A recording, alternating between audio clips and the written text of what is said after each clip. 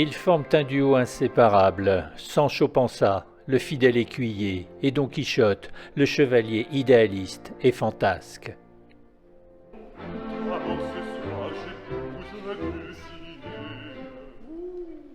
et l'emmène au pays charmant. Ah oui, il est plein de poésie, plein de bonté, plein de naïveté. Donc ouais, c'est cet aspect-là qui me plaît le plus, ouais. Et aussi le binôme avec Sancho, qui est génial. On est tout l'opéra ensemble et on peut pas se passer l'un de l'autre. C'est de deux moitiés de la même âme, quoi, en fait, qui font ce voyage comme ça. Et en ça, c'est vraiment unique, oui.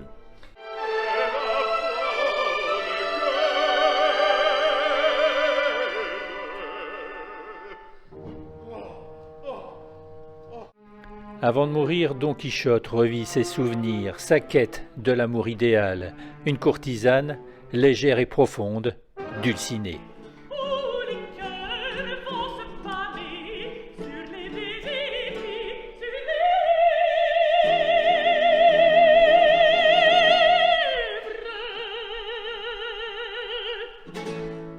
Elle vit sa vie un peu comme ça, de façon très superficielle, sauf qu'à l'intérieur, elle n'est pas superficielle du tout. On le voit par des grands moments de poésie et de romantisme où elle oublie justement un petit peu où elle est et où elle se reprend très vite en se disant « Bon, l'amour c'est bien, mais en vrai c'est pas ça qui fait vraiment tourner le monde, donc retournons à la fête puisque ça fonctionne. » Elle peut pas accepter sa demande en mariage pour les mêmes raisons, qui est qu'elle continuerait de lui faire du mal et ça, elle ne peut même pas l'envisager.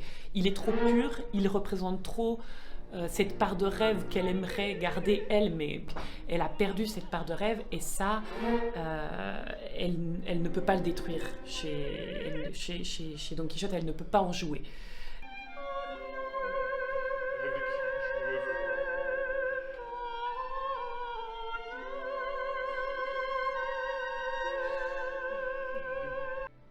Pour cette œuvre qui le passionne, le metteur en scène a laissé libre cours à son imagination.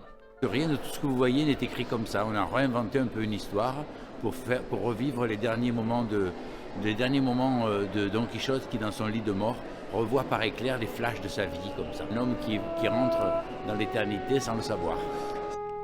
Assez peu joué, Don Quichotte est pourtant une œuvre captivante.